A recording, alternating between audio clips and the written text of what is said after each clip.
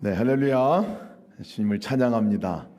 우리 전복선 집사님 간증 너무 감사하고요. 온라인으로 참여하는 성도들이 있습니다. 우리 제일 먼저 우리 온라인 성도로 우리 전복선 집사님 이렇게 등록하시고 함께 교인이 되셔서 너무나 감사하고, 캐나다에서 함께 또 부산에서 또 함께 하시는 성도들이 있습니다. 그래서 정말 온라인으로 참석하는 성도님들도 축복하고, 우리가 참 교회 공동체가 참 놀랍다 생각이 듭니다. 이게 오프라인으로도 만나고 온라인으로도 만나고 시대가 이렇게 바뀌어졌는데, 동일한 고백들이 있는 곳이 또 감사합니다. 하나님께 주시는 그 예배 가운데 은혜가 있고 또 주님과 동행하는 삶에 축복이 있어서 너무나 감사합니다. 오늘 말씀을 우리가 읽은 말씀의 그 축복은 축복해 주는 말씀입니다. 바울 사도가 에베소 교인들을 향해서 축복해 주는 말씀인데, 은혜와 평강이 너에게 있을지어다 이렇게 얘기를 하고 계신데, 오늘 제가 그 평강을 대신 빌어드립니다. 은혜와 평강이 여러분들에게 있기를 축복합니다. 네, 다른 표현으로 또 말씀드릴게요. 은혜와 평강이 있는데 누리시기를 축복합니다. 네, 오늘 함께 나눌 말씀입니다. 지난 1년간 저희가 1년 가까이 출애굽기 말씀으로 함께 말씀을 나눴습니다.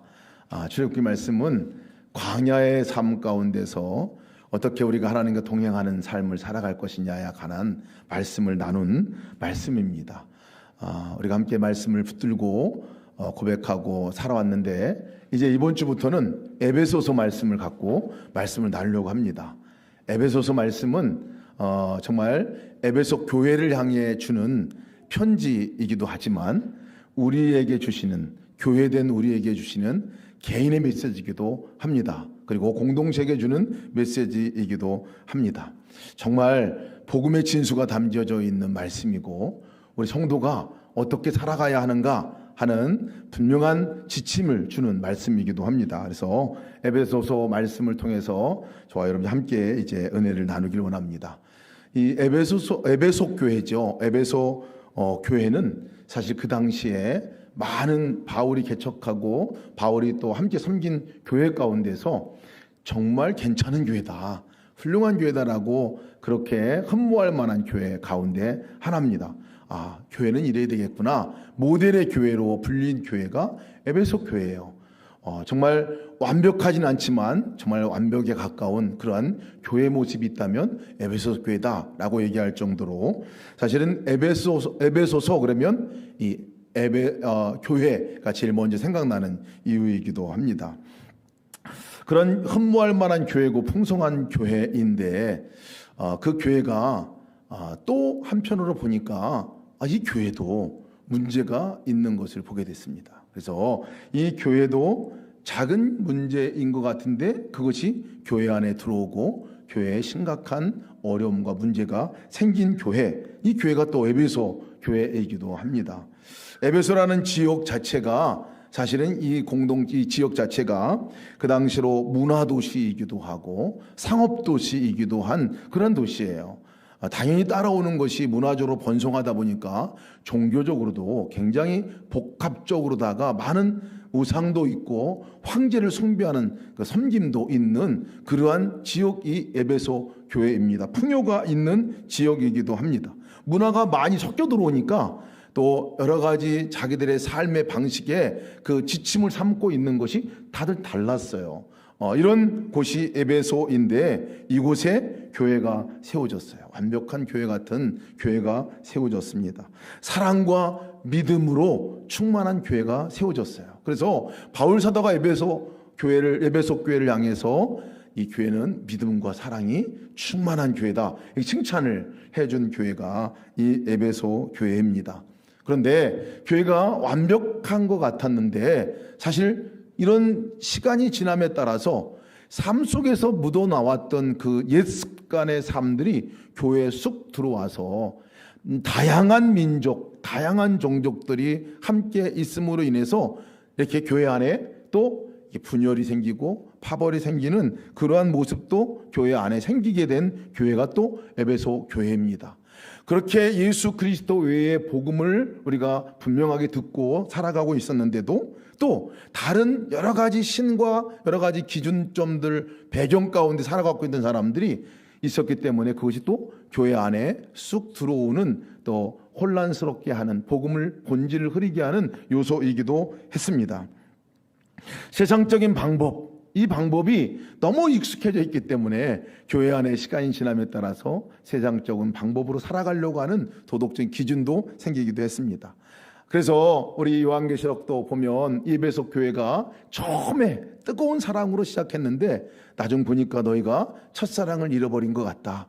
어디서 떨어졌는지를 한번 꼭 찾아보라 하고 요한계시록에서 말씀하고 있는 교회가 또 이 에베소 교회이기도 합니다.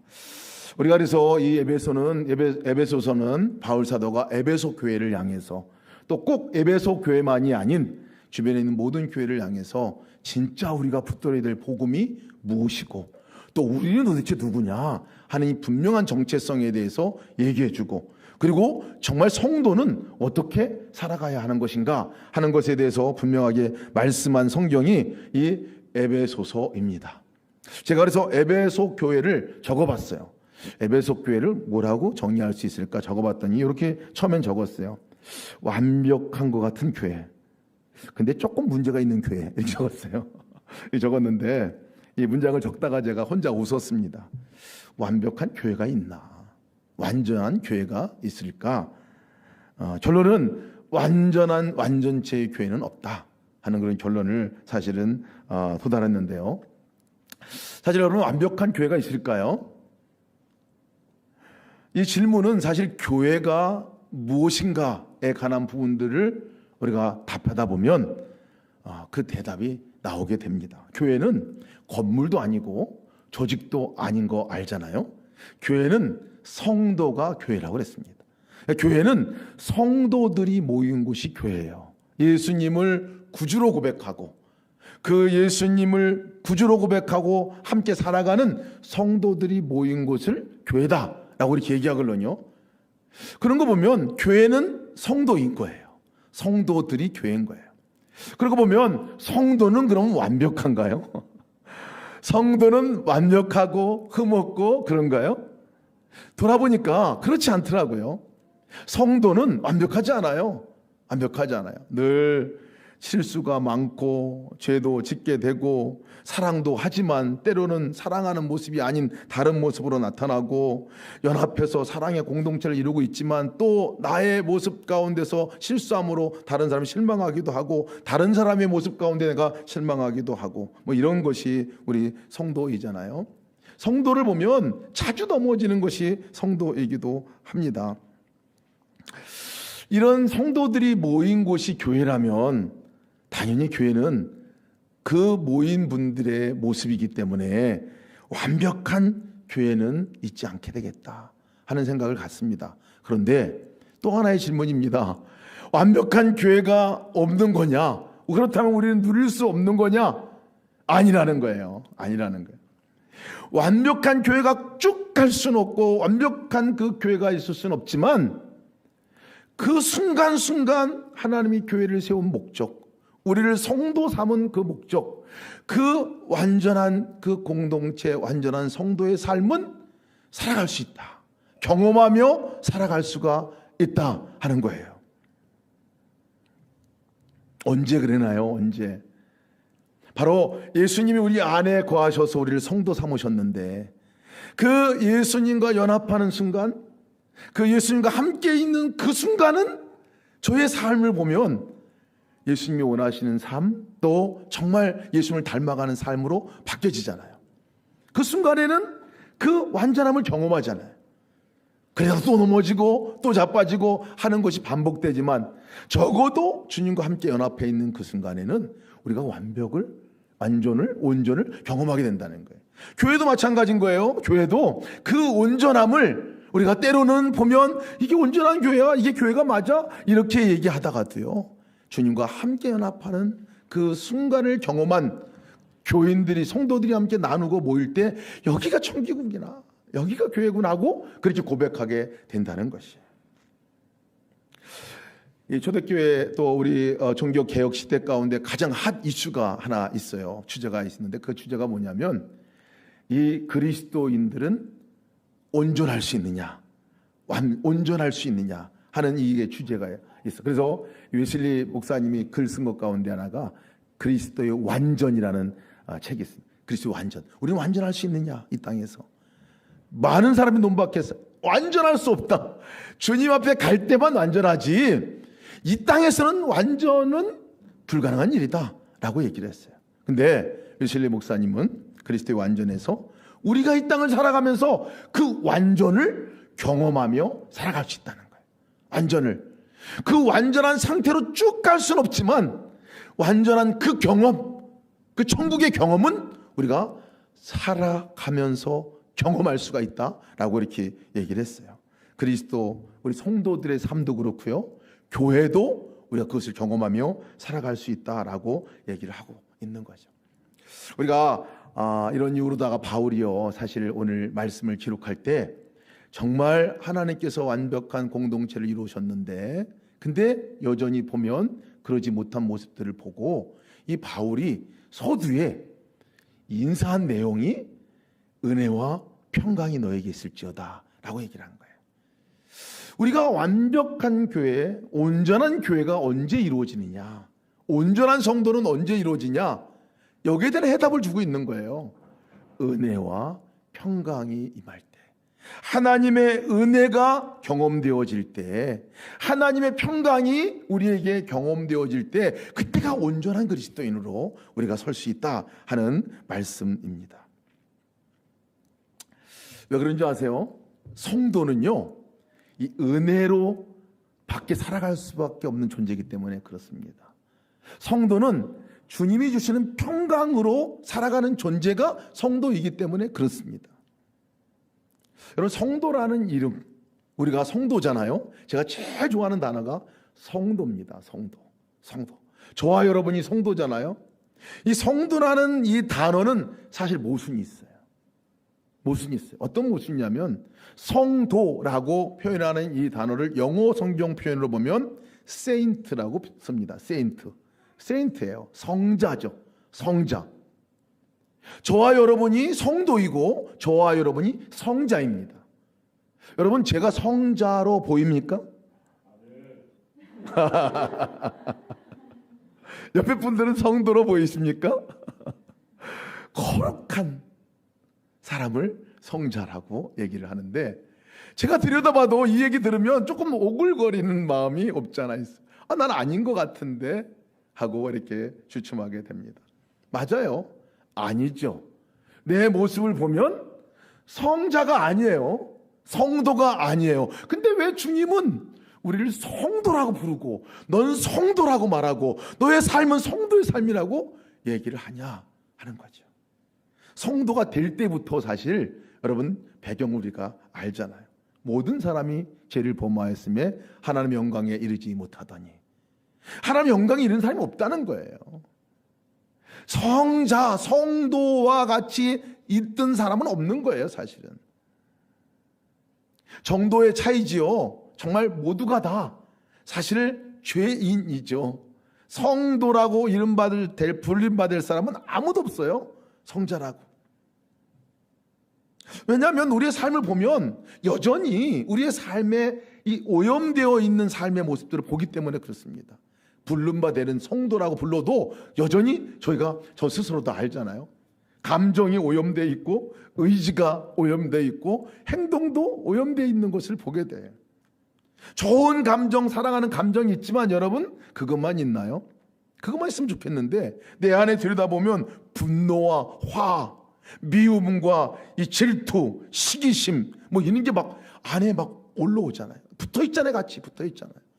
그러면 절망하게 돼요. 난 성도인데 왜 이런 게 아직 남아있지? 의지도 여러분 오염되어 있잖아요. 온전한 사람의 모습이 아니에요. 보면 보세요.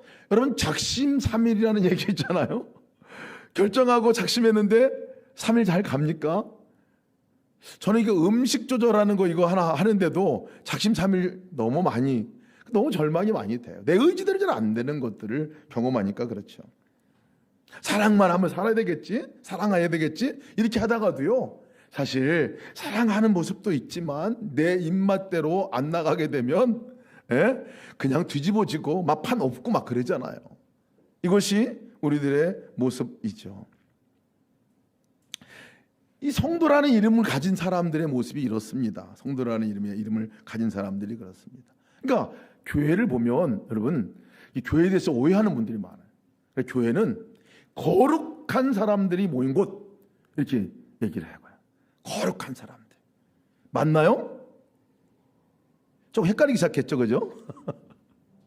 사실 거룩한 사람들이 모인 것이 아니에요. 사실은 교회는 다 그렇게 오염되어 있는 것 같은 삶을 살고 깨진 질그릇과 같이 정말 연약하게 그질데없는, 정말 죄 가운데 그것을 벗어나기도 못하고 그 가운데 헤매기도 하는 그런 사람들이 모여 있는 곳이 교회라는 거예요. 교회.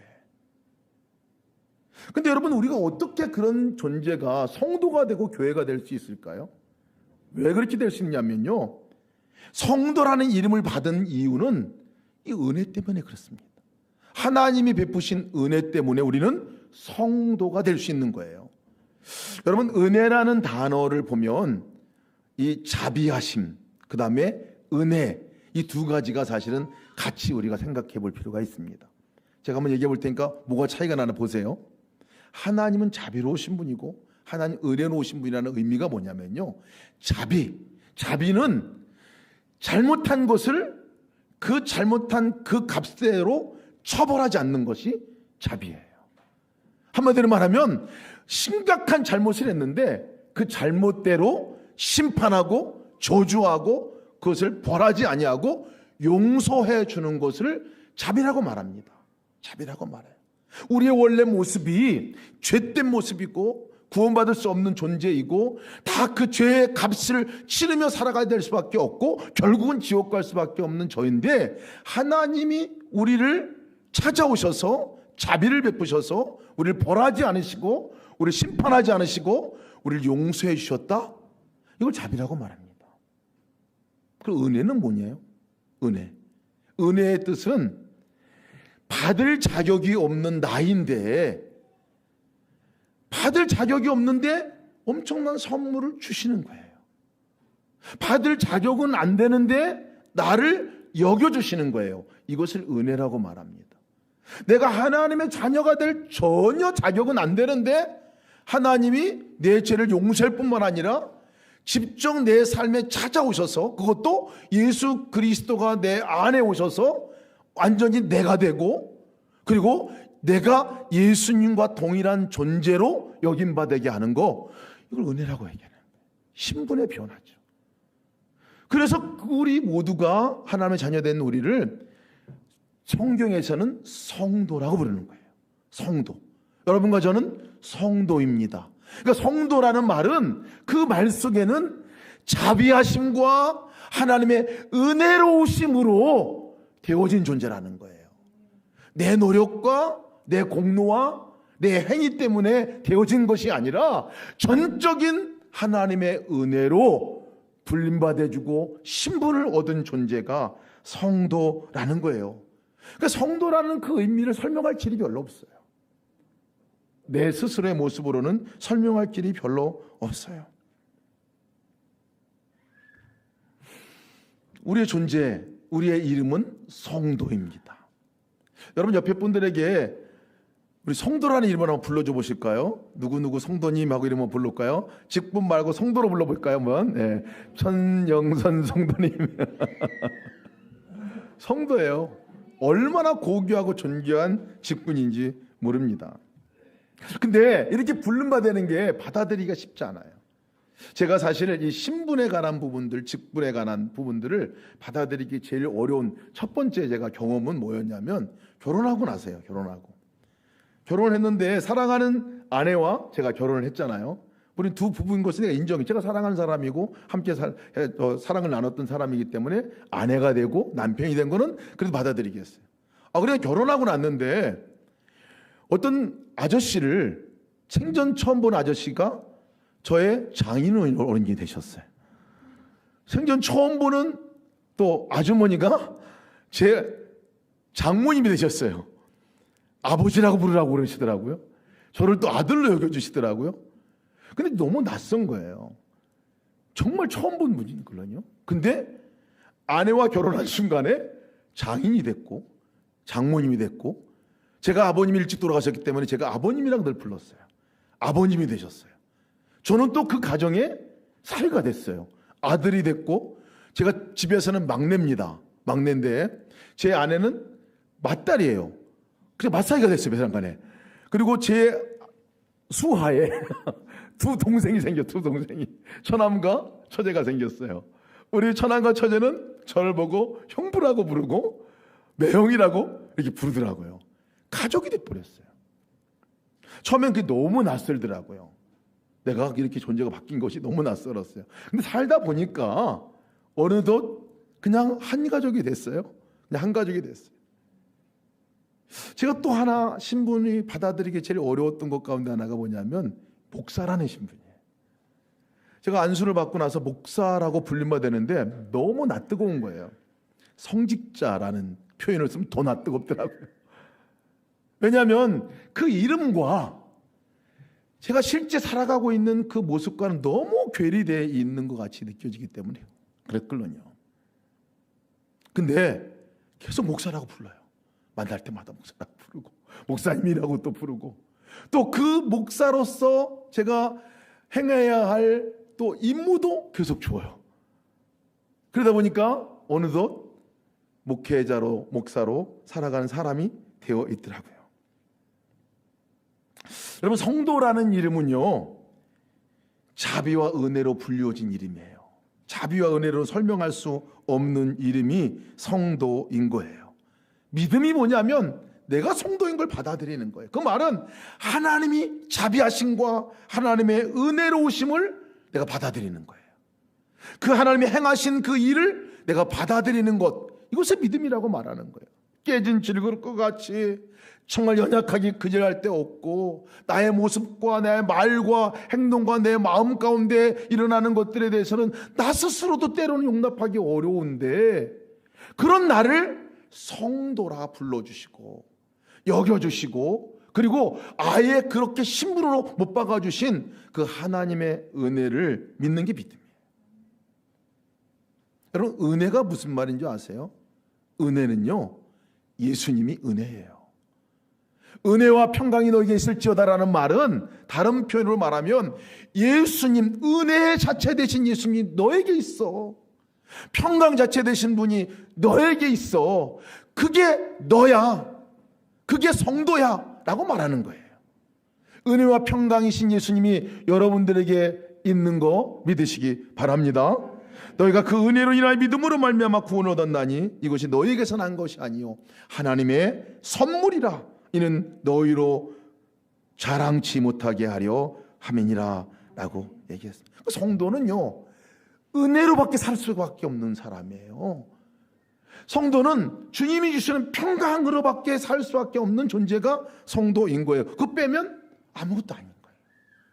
왜? 그 은혜가 내 안에 있기 때문에 내가 성도가 된 거고, 그 평강의 주 되신 분이 내 안에 있기 때문에 그렇다는 거예요. 여러분, 교회도 마찬가지라는 거예요.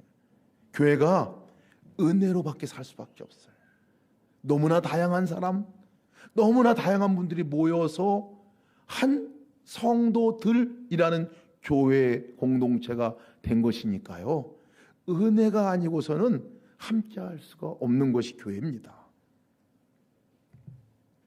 은혜와 평강이 너에게 있을지어다, 이 말에는요, 저희가 기억하라 하는 그 말로 들립니다. 이 말이 은혜와 평강이 너에게 있는 거 기억해라 라는 거예요. 빌어주는, 축복에 빌어주는 말이 아니에요.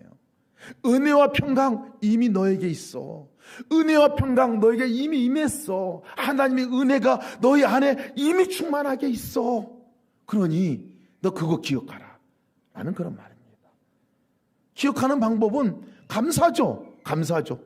돌아보면 은혜가 아닌 게 아무것도 없어요. 다 은혜예요. 모든 게 은혜예요.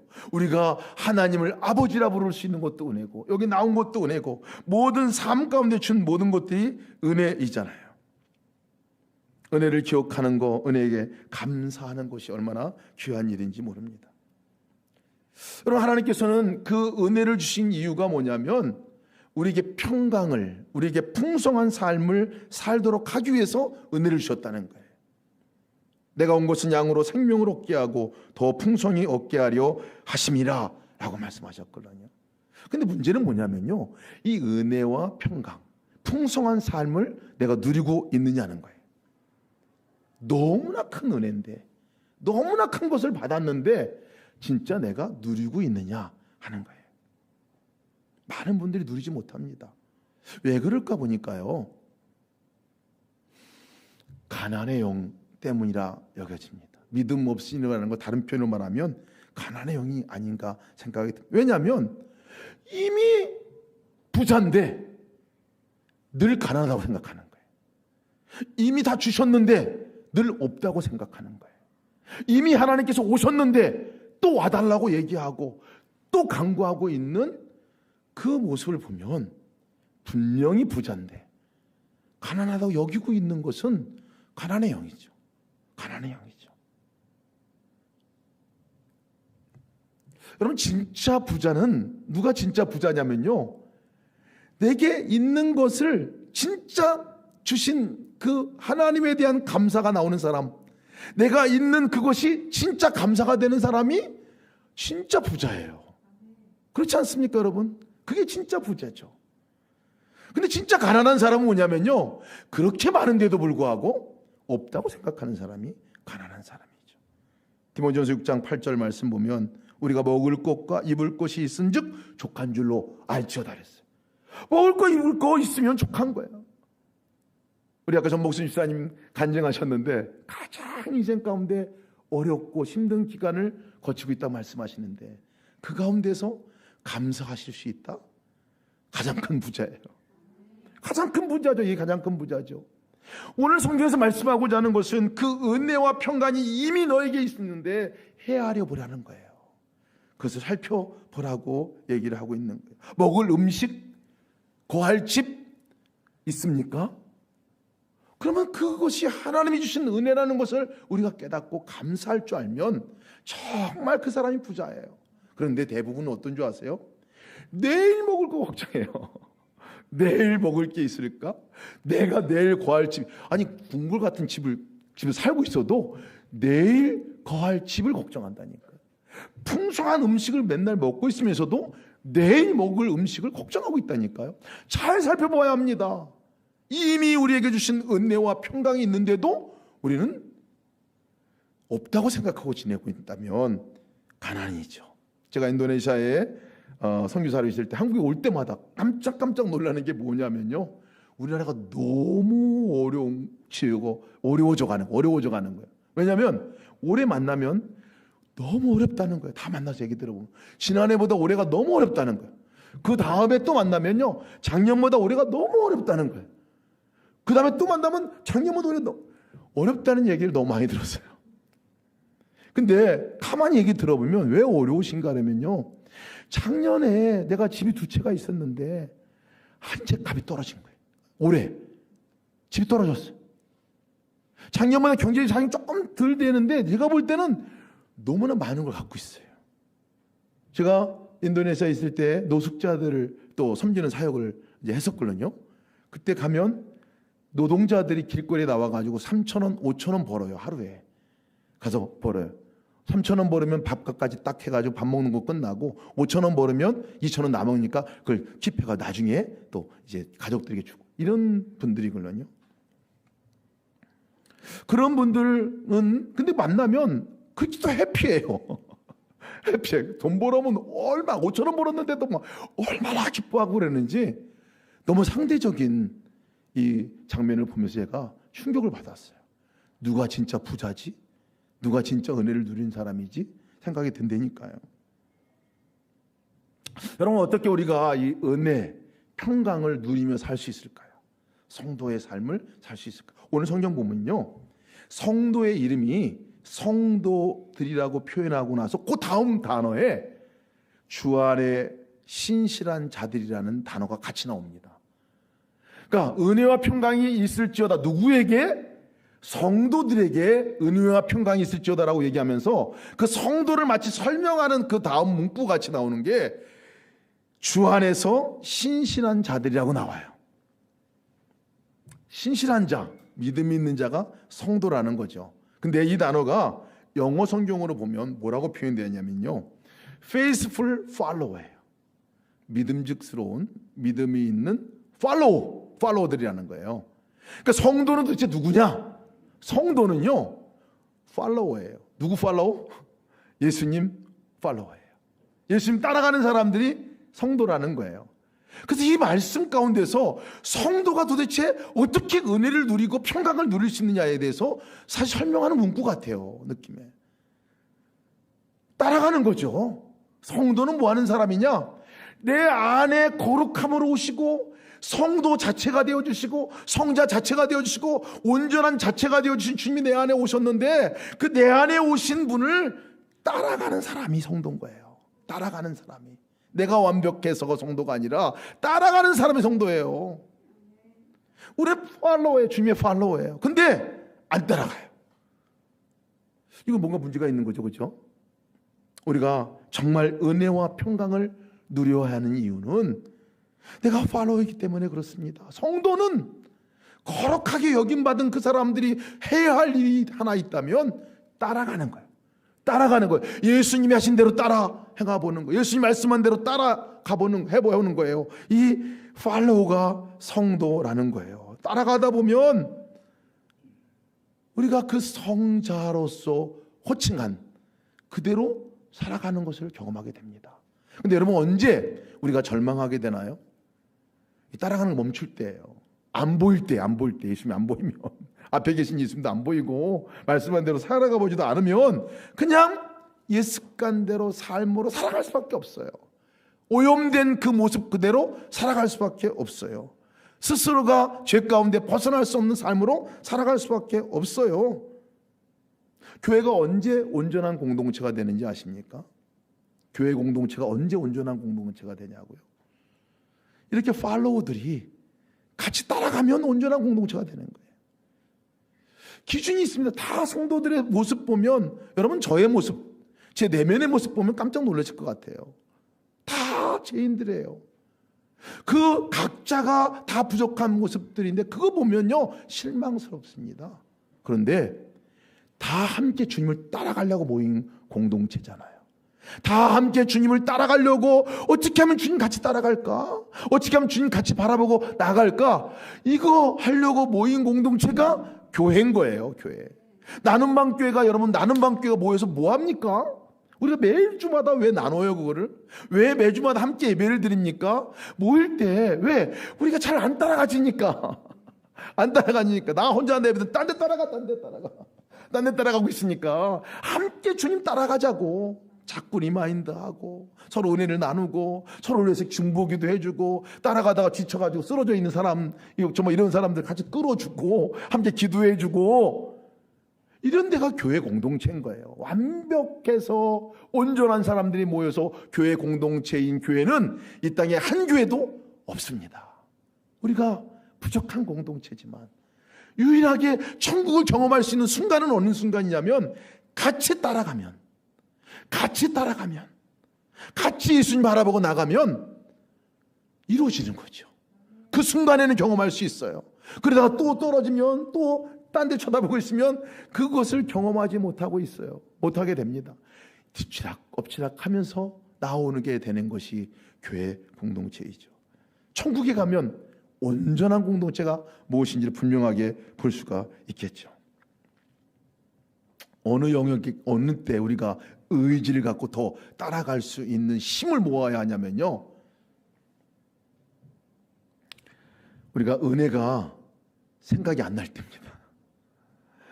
평강을 잃어버렸을 때, 그때야말로 정말 우리가 힘을 내서 따라가야 할 때입니다. 힘을 내서 주를 바라봐야 할 때가 막 그때예요. 만약에 여러분, 내가 은혜가 떨어졌어요. 은혜가 떨어진 게 아니라 은혜를부터 내가 멀어졌어요. 주의 평강으로부터 내가 멀어졌어요. 내 마음이 냉랭해요. 내 마음에 뭔가 실망이 있어요. 절망이 있어요. 불평이 막 나와요. 두려워하고 있어요. 염려하고 있어요. 부족함, 결핍함이 막 느껴져요. 이때가 여러분, 그때가 주님을 꽉 붙들어야 될 때예요. 그때가 주님을 따라가야 될 때예요. 그때가 주님 앞에 딱 붙어서 우리가 나가야 할 때입니다. 그래야 주님의 은혜가 더 바라봐지게 되고 누려지게 되고 주님이 주시는 평강이 내 삶 가운데 실제가 되어지기 때문에 그렇습니다.